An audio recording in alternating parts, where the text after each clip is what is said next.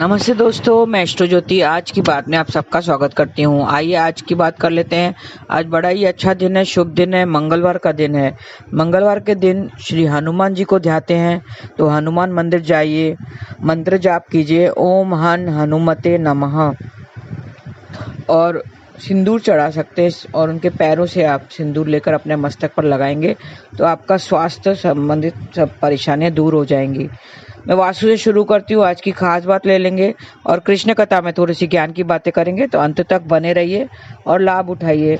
वास्तु की बात करें तो कल हमने सीढ़ियों की बात की थी, तो घर के ईशान कोण में क्या सीढ़ी बनानी चाहिए? उत्तर पूर्व यानी ईशान कोण में सीढ़ियां नहीं बनानी चाहिए। इससे कई परेशानियां आज का सामना करना पड़ता है। संतान के विकास के रास्ते में रुकावटें आ सकती हैं, बिजनेस में भी नुकसान होता है। तो ये थी वास्तु की बातें। अब योग और तिथि की बात कर लेते हैं।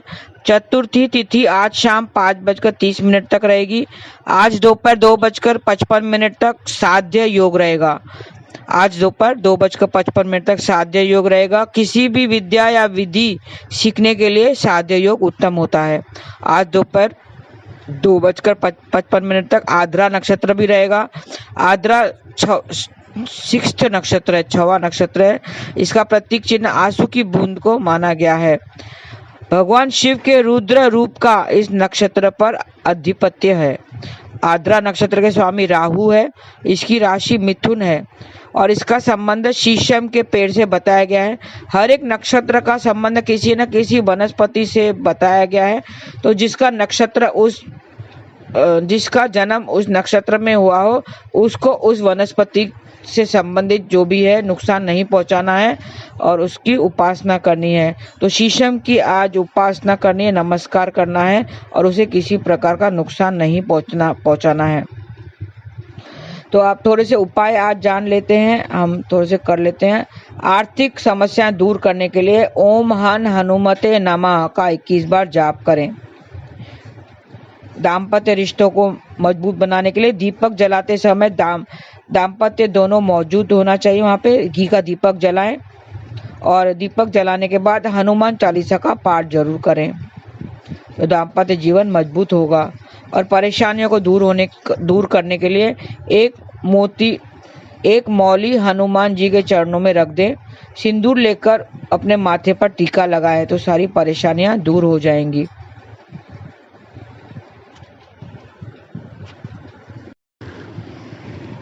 मानसिक परेशानियां अगर है किसी को तो आद्रा नक्षत्र में चंदन की माला लेकर गले में पहने। चंदन को पीसकर उसका तिलक मस्तक पर लगाएं तो भी मानसिक परेशानियां दूर हो जाएंगी। आज मंगल के मंत्र का जाप करना चाहिए। मंगल का कौन सा मंत्र है?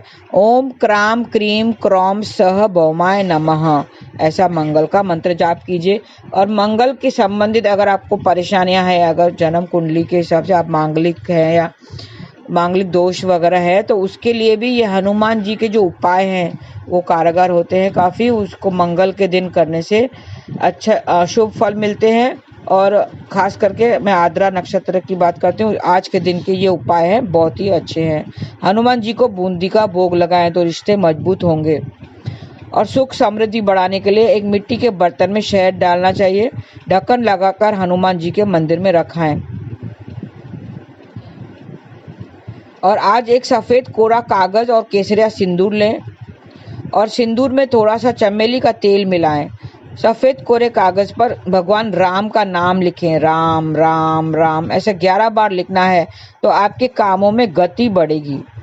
और सूखने के बाद कागज को मोड़कर अपने पास रख दें तो आपको हर कार्य में सफलता मिलेगी। और बच्चों के मन से डर खत्म करने के लिए कौन सा उपाय है? आज हनुमान जी की उपासना करनी चाहिए और भगवान को केसरिया सिंदूर अर्पित करें।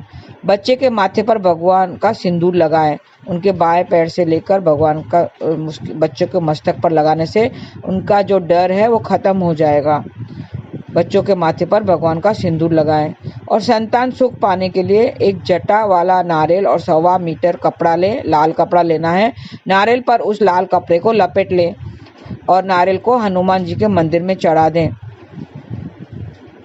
और खूब सफलता पाने के लिए घर के मंदिर में लकड़ी की चौकी रखें। चौकी पर गंगा जल से छींटे मारें। पीले कपड़े पर माँ सरस्वती की प्रतिमा रखें और माँ के चरणों में सफ़ेद पुष्प अर्पित करें तो खूब सफलता मिलेगी। और नई नौकरी की चाह है अगर आपको, तो उसके लिए पीले मीठे चावल बनाकर माँ सरस्वती को भोग लगाएं। पीले मीठे चावल बनाना है और माँ सरस्वती को भोग लगाना है। तो ये छोटे से उपाय मैंने बता दिए हैं, आप कीजिए। हनुमान मंदिर जाइए। आप मंदिर नहीं जा सकते हैं तो घर में ही हनुमान जी के सामने आसन बिठाकर बैठ जाएं और ओम हनुमते नमः का 21 बार जाप करें तो आपकी सारी जो कार्य है सफलता है मिलेगी और जो परेशानियां हैं वो दूर हो जाएंगी। आइए हम कृष्ण कथा में थोड़े से ज्ञान की बातें भी कर लेते हैं। आपने नोटिस किया होगा कि आप जब भी शॉपिंग करने जाते हैं तो आपने देखा होगा कि कोई बड़ी चीज़ खरीदते हैं तो छोटी चीज़ फ्री होती है। हमें फ्री का माल खरीदना बहुत अच्छा लगता है। जहाँ पे भी फ्री लिखा हो तो हम एक की जगह पे 3 खरीद लाते हैं। हाँ, ये कंपनी के डिस्ट्रीब्यूटर कंपनी वालों को भी पता है। ये सेल्समैनशिप इसे कहते हैं कि अगर टूथपेस्ट खरीदो तो टूथब्रश फ्री मिलता है। डिटर्जेंट सर्फ अगर खरीदो तो साबुन फ्री मिलता है। हाँ, शैम्पू खरीदेंगे तो कंडीशनर फ्री। तो लोग ज़्यादा खरीद लेते हैं। मैंने बताया एक की जगह पे 3 चीज़ें खरीद लेते हैं। तो ये कंपनी को भी पता है। तो ऐसी बड़ी चीज़ें खरीदते हैं तो छोटी चीज़ें फ्री होती है। ऐसे ही एक तरफ भक्ति है और दूसरी ओर संसार के सारे सुख हैं। तो कौन सा बड़ी चीज़ हुई? भक्ति बड़ी है। आप कहेंगे कैसे भक्ति बड़ी हो गई? संसार के सभी सुख मिलकर भी हमें मोक्ष नहीं दिलवा सकते। संसार के सभी सुख मिलकर भी मोक्ष नहीं दिलवा सकते। संसार के सुख हमारे आत्मा का भला नहीं कर सकते हैं, मतलब हमारा भला नहीं करते हैं, क्योंकि हम आत्मा स्वरूपी हैं। संसार के सुखों को आत्मा को बंधन में डाल देते हैं। वो फ्री नहीं करते हैं, उल्टा उसे बंधन में डाल देते हैं, बंधन में बांध देते हैं और वो हमें भक्ति करने को नहीं देती है। लेकिन भक्ति उन बंधनों को खोल देती है, हमें आज़ाद कर देती है। भक्ति बड़ी वस्तु है और संसार के सुख छोटी वस्तु है। तुम भगवान से भक्ति मांगोगे तो संसार के सुख अपने आप ही उसके साथ फ्री मिल जाएंगे। बड़े बड़े संतों ने, जो संत महापुरुष हुए हैं, उन्हें कभी भगवान से संसार के सुख नहीं मांगे। उन्होंने भक्ति मांगी तो क्या उन्हें सुख नहीं मिले? हाँ, सब सुख मिले। हमें भी सांसारिक सुखों के पीछे नहीं भागना चाहिए। ईश्वर ने हम सब की मांगे सब पूरी करते हैं। ईश्वर तो भोले हैं, वो हम सब की मांगे पूरी करते हैं। हमें बड़ी गाड़ी चाहिए, बड़ा घर चाहिए, रहने को 2 कमरे वाला घर काफ़ी है, मगर हमें बंगला चाहिए। हाँ, ये सब सांसारिक सुख हमें ईश्वर से दूर कर देते हैं। हमें वो चीज़ें तो मिल जाती है लेकिन हम ईश्वर को फिर भूल जाते हैं। ईश्वर तो हमारी सारी इच्छाओं को पूरा करते हैं, लेकिन फिर हम क्या ईश्वर को याद करते हैं? नहीं, हम ईश्वर को ही भूल जाते हैं। वो सब चीज़ें मिल भी जाती हैं तो हम ईश्वर को भूल जाते हैं। उनके लिए हमारे पास टाइम ही नहीं रह जाता है। हमने किससे पूछा कि चलो मंदिर चलोगे, 2 घंटों का सत्संग है, तो जवाब मिलता है मैं कैसे चलूं, बहुत काम है, माल की चेकिंग वगैरह करनी है, उस पर टैग लगाना है, माल जो इतना आया है, मेरे सिवा और कोई ये काम नहीं कर सकता। और जब जरा सोचिए कि ये माल, ये जो ऑर्डर दिया है वो भी तो ईश्वर ने ही दिलवाया है। सेल्स बढ़े, ऐसे भगवान से जो प्रार्थना की थी तुमने, तो सेल्स तो बढ़ा दिया, मतलब ग्राहक ज़्यादा आने लगे तो परचेज भी ज़्यादा करनी होगी, ऑर्डर ज़्यादा देने पड़ेंगे ना। तो ये सब ईश्वर ने ही तो किया है, ईश्वर की कृपा है आप पर। आंखों से तो सब कुछ हो सकता है, देखने की शक्ति तो वो ही देता है। आंखें तो सबको दी है ईश्वर ने, लेकिन देखने की शक्ति भी तो वो ईश्वर की कृपा है। ईश्वर की कृपा से ही तो हम देख सकते हैं। आपके पास 50 इंच की बड़ी टीवी है, 52 इंच की बड़ी टीवी लगा लेते हैं लोग। हाँ, क्योंकि बड़ा घर जो आ गया है, बड़ा घर मतलब बड़ी टीवी देखने के लिए आंखें तो हैं, मगर देखने की शक्ति ही ना हो। अगर देखने की शक्ति ही ना हो तो क्या वो बड़ी टीवी का कोई वैल्यू है? नहीं। पहले भी मैंने बताया था कि पावर तो ईश्वर के पास ही है। मेन पावर कहाँ से आता है? वो ईश्वर ही देता है। ईश्वर की कृपा ही होती है जो हमारे पास पावर आता है। ये ईश्वर की देन है। हम तो सिर्फ खिलौने हैं, रिमोट कंट्रोल तो ईश्वर के पास ही है। वो चाहे तो राजा को रंक और रंक को राजा पल भर में बना सकता है। तो फिर भक्ति क्यों नहीं करते हैं?